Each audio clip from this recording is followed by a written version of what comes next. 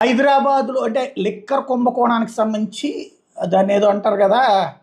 సామెత ఉంది. కొండని తవ్వి ఎలకన పట్టడం అన్నట్టుంది. రకరకాలు ప్రయత్నించారు. ఇప్పటికి అరెస్టులు అనేకం జరిగిపోయినియి. జగన్‌ని అరెస్ట్ చేసేయాలనుకుంటున్నారు.